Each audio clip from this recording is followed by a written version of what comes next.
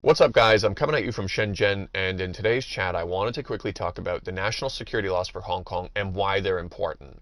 So first off, I wanted to briefly mention that Hong Kong was always supposed to have national security laws. Article 23 covers this, and it's in Hong Kong's basic law. You do get a lot of protest supporters wanting to overlook this, which is somewhat ironic because they're usually the ones who are saying the Joint Declaration and basic law should be respected when it suits them. But there are way more ironic things about this movement in Hong Kong than just this, so I'm not going to harp on this point too much. So moving on to the second point, it's also important to note that every major country has their own national security laws. So there is a sense of irony also when you consider that the US has been very vocal in opposing Hong Kong's national security laws. And this point was made even more ironic when they took a short break from criticizing China about this to build what was essentially a version 2.0 of the Chinese Exclusion Act, now banning Chinese students from being able to study certain topics in America, which is appalling on its own. But in regards to the double irony part, they used their own national security laws to accomplish this. America, of course, has used national security as an excuse to create some pretty terrible policies that took rights away from even Americans, such as the so-called Patriot Act. And this should be a good reason for anyone to be concerned about national security laws anywhere in the world, and in terms of looking at what could it potentially eventually be used for. And this is why, of course, with other reasons, people don't really go around in life hoping for good national security laws. But here we are. We've reportedly got millions of people in Hong Kong who supposedly signed a petition to support the national security laws. I think we were at 2.9 million at last count.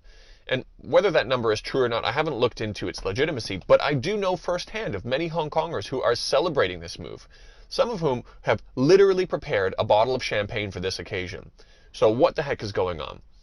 The short answer is, people are fed up. Hong Kong was ranked the second freest place on earth by measurable freedoms before Occupy Central.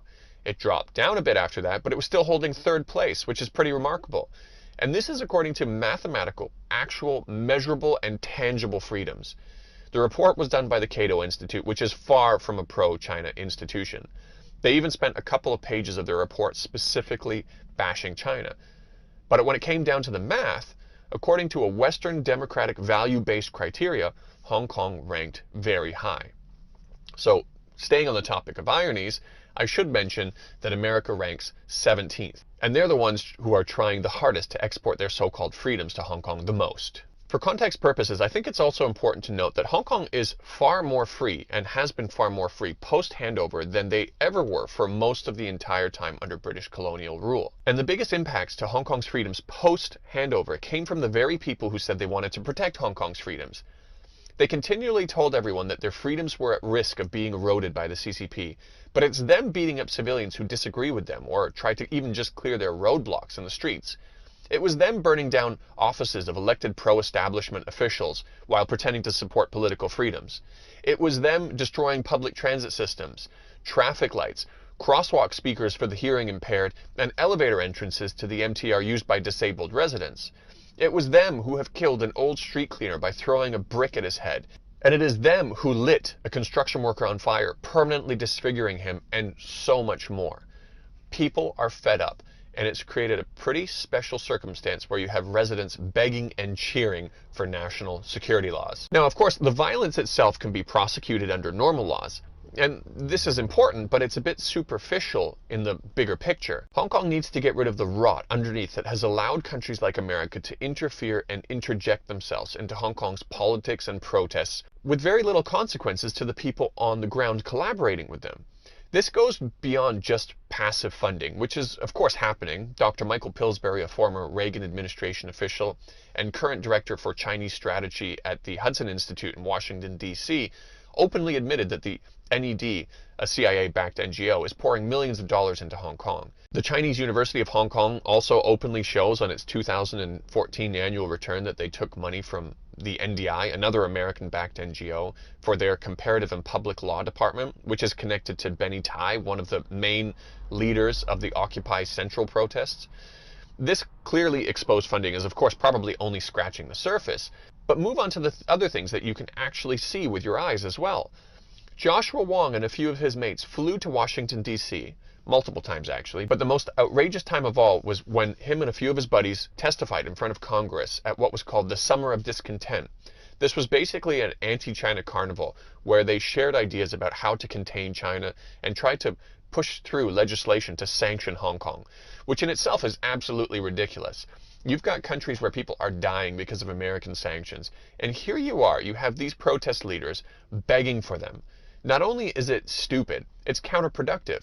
Guess who Hong Kongers are going to have to need to rely on more when they're cut off from the rest of the world and lose their special trading statuses? Joshua's active effort to destroy the city and act as a cheerleader for American aggression against China is a national security issue. Just try to imagine if during California independence protests or Hawaiian independence protests, which were going on for a part of the same time that the Hong Kong protests were going on, imagine if a bunch of them flew over to Beijing to testify in front of the Chinese Communist Party at the National People's Congress and brainstorm on how to contain America and push China's agenda along while helping to secure Hawaiian independence.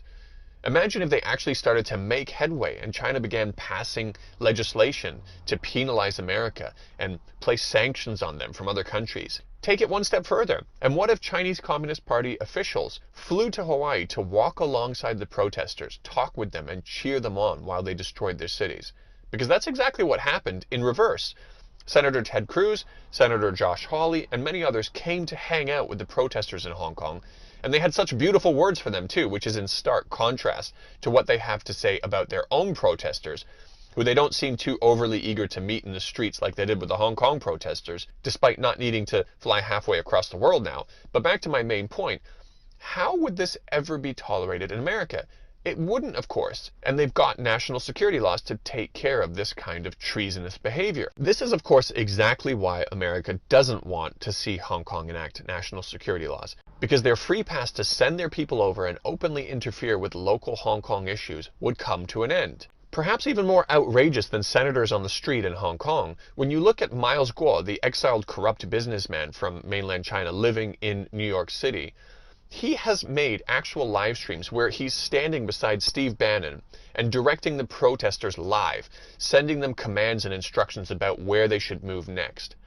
Miles also live streamed a call with Baguio Liang, a Hong Kong independent spokesperson and leader of Hong Kong's National Front political group. In that live stream, Miles told him that he would be given all the support he needs, financial included, from him and the American government. A couple of weeks after that live stream, Baguio Liang was arrested in connection with what was one of the largest explosive hauls in Hong Kong's history.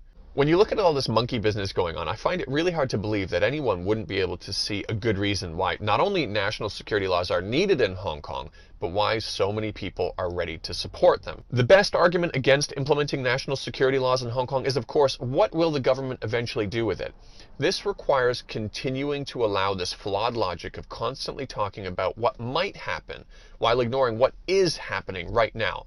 Just like with worrying about one day losing freedoms, while there are people in the streets actually taking freedoms away from you now. Now, people have slowly become less concerned about what might happen with national security laws when they consider the terrorism that's happening today, in part because there aren't national security laws. And in that regard, maybe it's time more people start thinking this way. When 23 years after handover, saying year after year that we might lose our freedoms, yet nearly a quarter of a century later, here we are, with Hong Kong still ranking as one of the freest places on earth.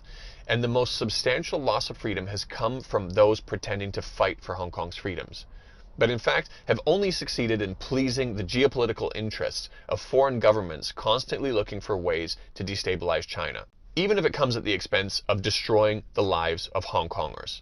It's time to put Hong Kong first, and that entails cleaning up this rot. This is why Hong Kong's national security laws are being pushed through and why it has so much support. That's it from me, guys, and I'll catch you in the next video.